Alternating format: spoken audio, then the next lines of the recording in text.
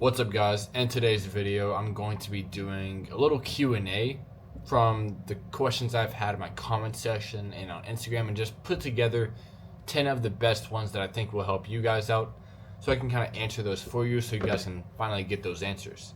So first off, we'll go ahead and start with what made you decide to move to Thailand, and how has living there changed and expanded your horizon. So I mean, basically, to answer that, I'd basically just say it just opened up a ton of different avenues in my life. It showed me what the world was actually and what it had to offer. Because back in my hometown in Noonan, Georgia, I mean, there wasn't really that much to do, and there wasn't that many opportunities or networks or anything really crazy going on in Noonan. So really, just like the question stated, it was basically just kind of expanded my horizons and showed me what reality could equate to if I had put in the work and did the stuff needed to do in order to live here full time.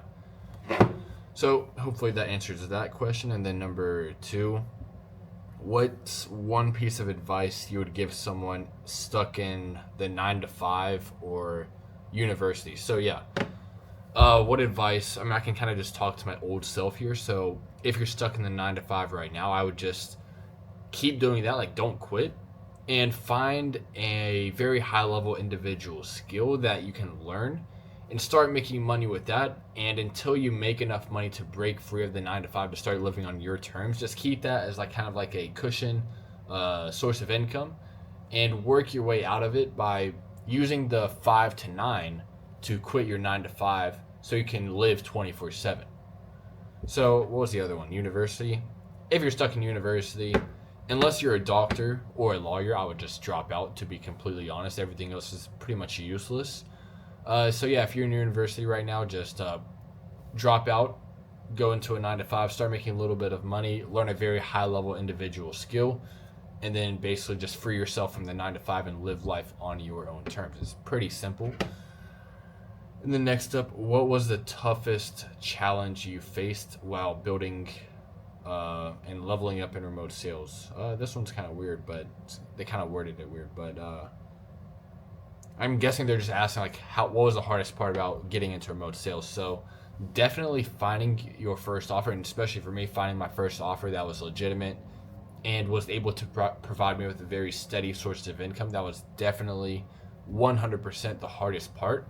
Everything else is pretty easy and straightforward, but landing that first offer was an absolute kind of adversity obstacle that kind of set me back a few months. I mean, once you find your first offer, which just takes having the right people, connections, mentors, and everything like that, just being able to be placed on a really good offer, that's probably the easiest way. So if you're looking to find your first offer, I mean, I actually do have a community and a network myself, so that way if you are interested in that, just click down below. But moving on from that, that was definitely the toughest challenge. And let's see, how do you stay motivated to keep moving forward? Okay, I'm guessing it's just what's my motivation? So my motivation is basically just to constantly and consistently level up each and every day. So that just means getting at least 1% better every day, no matter how I feel, no matter how tired I am, no matter what goes on in my life, just to keep striving to become the highest version of myself.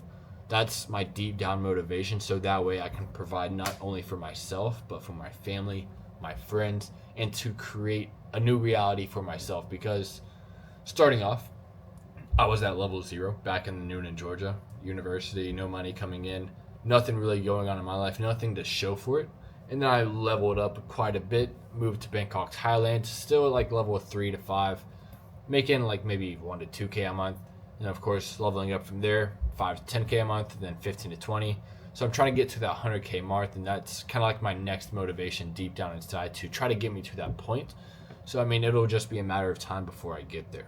All right, next up, what does a typical day look like for you now compared to back in the US?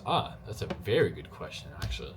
Never thought of that. So my day-to-day life back in the US, I would just wake up, probably scroll on TikTok, eat breakfast, waffles, eggs, bacon, the normal US stuff, hit the gym, probably play basketball, go to work, and yeah, that's pretty much it. But that was like before I went to university and stuff. After I dropped out, my day to day was a little bit insane. I would like wake up at 4 a.m., go to work at 5, work at racetrack from 5 to 1, and then from 1 to 3, I would go to the gym, work out, and then from 4 or 5 to 10, I would work at Red Lobster and funnel both of those incomes into different avenues that I was trying out in life to see how I could actually make it to where I wanted to go. Because, I mean, the main thing I wanted to do was get rich, so I was just trying everything, seeing what worked and what didn't.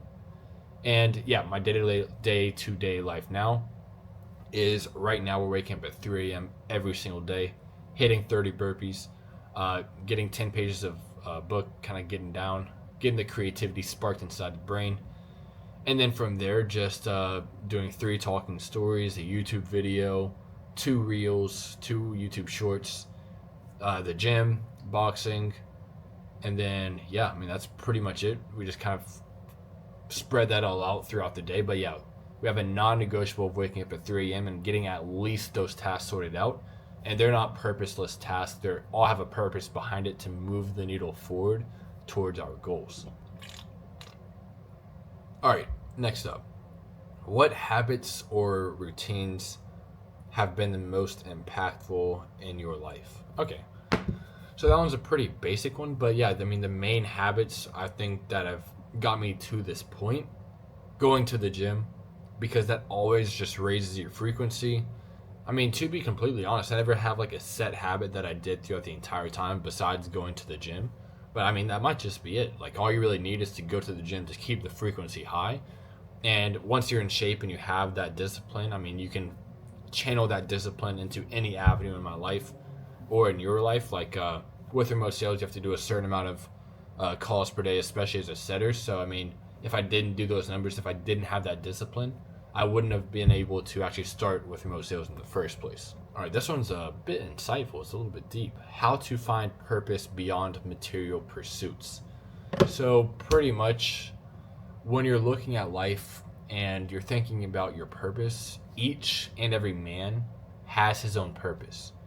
So what you need to do, just take out material items out of the equation. Like, what life or reality do you want for yourself? Because, I mean, it's okay to be materialistic. That's why we're on Earth. Like, your phone is material. I mean, food is material. Like, everything is material. We're all materialistic, whether you like it or not. If you're not materialistic, you're fucking dead. So, I mean, you might as well enjoy the materials while you're in the existence. But just finding out a deeper purpose outside of materials, that's probably the strongest thing you can do. So that way, you're not just going to be a very shallow human being. You need to find a deeper reason, like retiring your mom or retiring your girlfriend, or finding something for someone else. Find a bigger purpose, bigger than yourself. Like, find something so big, like find a goal so big that if you accomplish it, only God will get the credit. Like, find something that's big and makes you nervous and go after it. And that'll solve your problem of like just wanting a nice car. How to network and travel to find lifetime opportunities. So to do this basically just means getting out of your comfort zone, getting out of your hometown, and going out there and taking the risks out there in the world, like I did for myself when I left the USA August 27th of last year with $1,500 to my name. I just knew if I positioned myself in a city where everyone was making money online, that I would inevitably be successful as well. It would only be just a matter of time. But it takes action, it takes risk, it takes calculated planning to see like which city and which place is best for you to go to. So that way it'll be very easy for you to network and find the right opportunities that you're looking for in your life.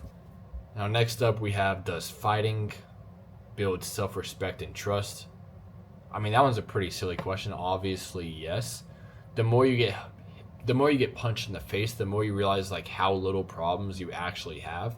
Because no matter how bad your problems are, that you think they are like really bad in your life, I mean, none of them are physically going to hit you in the face, and it kind of just tones down all of the problems that you might have in your life right now. And yeah, I mean, with the self-respect and trust, I mean, it'll easily build up both of those, because when people know that you fight and you're brave enough and have enough courage to get hit in the face and to hit another man in the face, the self-respect inside goes way up, and people's respect of you goes way up, and they trust you more because, I mean, you're not just scared to get hit in the face. You have the courage in order to do so, and they have that respect for you and trust you at the same exact time. Is living with your parents a sign of childhood? So I kind of get the gist of that question. Like, is it bad to live with your parents? Okay. So to answer that question, basically, if you're over 18, 19, 20, and you're still living with your parents and you have no plan of leaving anytime soon, I think it's the most powerful thing for you to leave your parents and to leave your hometown as soon as possible and to go on your own adventure out in the world, to a place where you can leave upon and stay there until you can come home a king. Because let's face the reality, most of our hometowns, like where we come from, they're very limiting in terms of like how far and how quickly we can progress in life. So you need to go to a place and take a journey to a place where you're able to level up extremely fast. Like here in Bangkok, Thailand, we can go to the gym, we can tan, we can connect with people making 100,000 a month.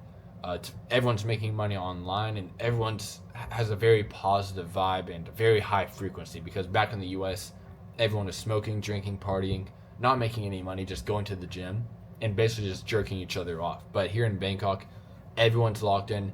Everyone's at the same plane of reality, trying to strive towards their goals, and it's very powerful when you're surrounded by those like-minded individuals like yourself.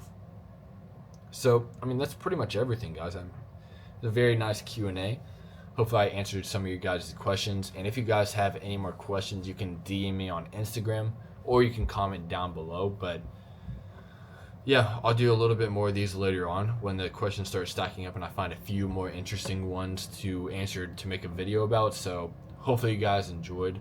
And I have a very fire vlog coming out tomorrow with Muay Thai. I haven't ever trained Muay Thai quite yet here in Thailand. So yeah, that's a little bit bad on my part because I've been here for over a year and I haven't truly experienced the Thailand culture of trying Muay Thai.